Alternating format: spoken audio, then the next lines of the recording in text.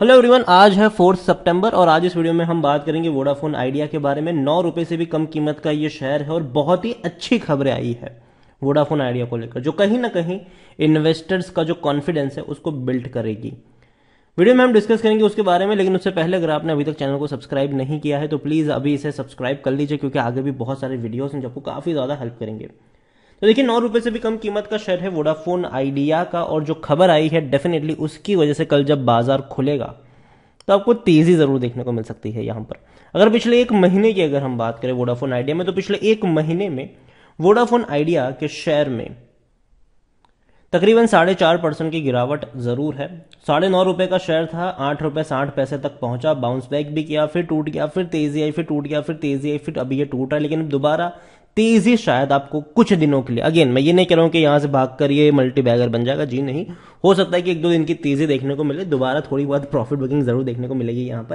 यहां पर पिछले एक साल की अगर हम बात करें तो पिछले एक साल में वोडाफोन आइडिया के शेयर में 25% का ग्रोथ है। इस बीच अगर आप देखो तो 7 रुपए से 16 रुपए तक पहुंच गया था ये, लेकिन उसके बाद लगातार टूटता चला गया।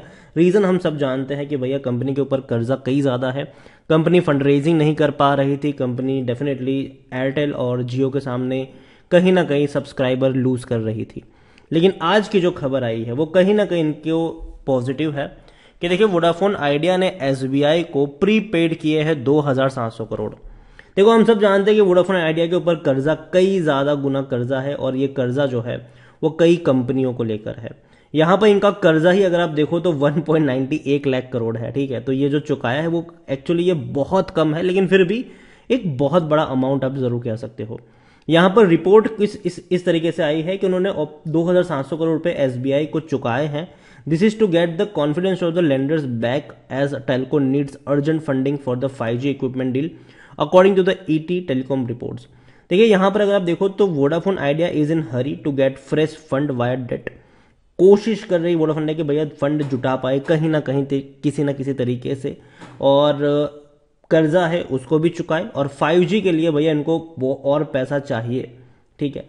5G के लिए बहुत ज्यादा पैसा चाहिए इनको, और ये सबसे बड़ी बात है। Vodafone Idea owes most of the Nokia amongst the vendor. अगर वेंडर की अगर आप बात करो तो ज्यादातर जो पैसा इनको चुकाना है, देखो यहां पर अगर देखो तो when it comes to just vendor, Vodafone Idea owes most amount of the money to Nokia, ठीक है। बैंकों को तो चुकाना ही है, उसके अलावा नोकिया को भी चुकाना है। Telcos also owe money to Ericsson and Huawei. Among the tower firms, the telecom major debt lied with ATC and Indus Tower. Indus Towers हम सब जानते हैं भैया definitely. According to the publication report, the VI net debt अगर आप देखो तो 1.91 लाख करोड़ है, जो कि बहुत बहुत बड़ा है, ठीक है। आप यहां पर देखिए कि prepaying the loan amount to SBI could be a confidence booster to roll out 5G while at same time continue to expand 4G across India. VI would need across the fresh capital fast. तो जाहिर सी बात है, अच्छी बात है कि भैया पैसा चुकाया है, और 2700 करोड़ का बहुत बड़ा अमाउंट चुकाया है इन्होंने, और 5G के लिए प्रिपरेशन भी कर रहे हैं। इसके अलावा एक अभी अगर इंडिया में देखो तो भैया जो गेमिंग है वो काफी ज्यादा तेजी से बढ़ने वाला कंटेंट है, और ऐसे में वोडाफोन आइडिया बूस्ट कर रहा है गेमिंग कंटेंट को, और 5G लॉन्च से पहले।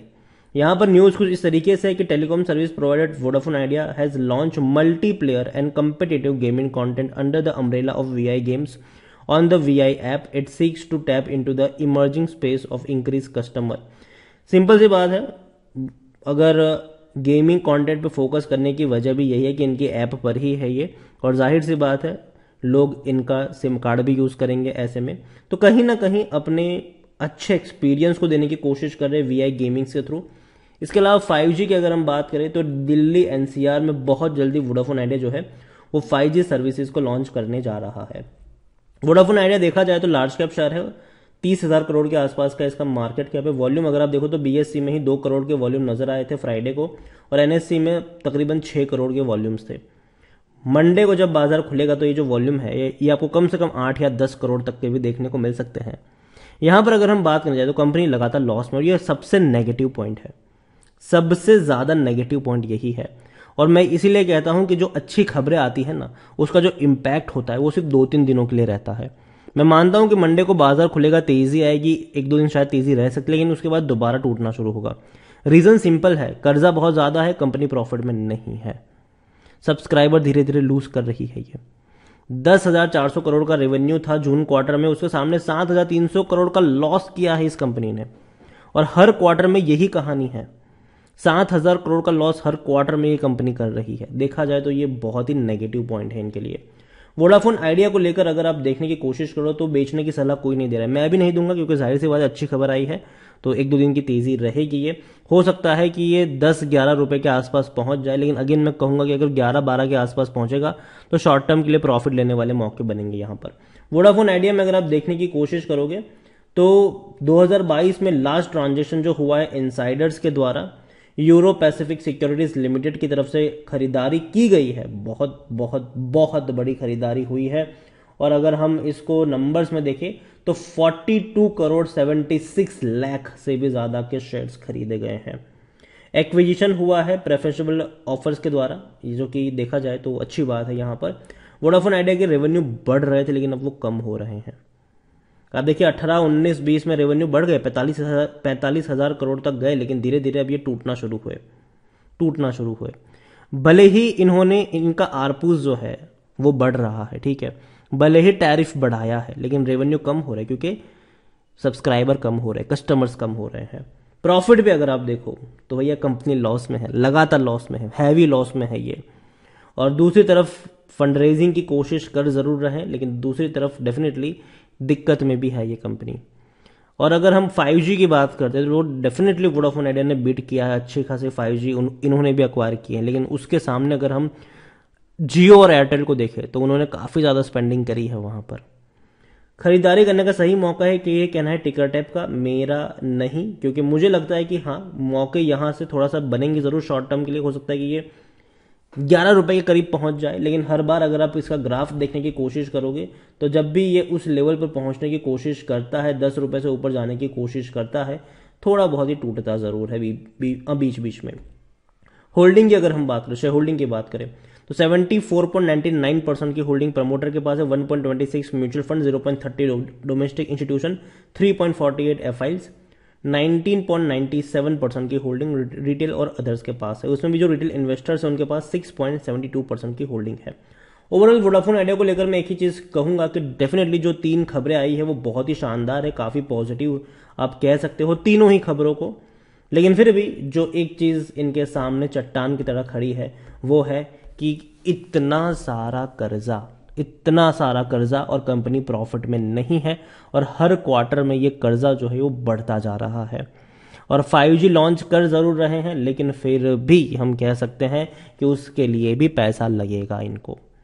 तो अभी के लिए देखो शॉर्ट टर्म में तेजी जरूर दिखाने वाला है, ठीक है, अच्छी खबर आई है, तेजी दिखाएगा, बेहतरीन चीज है।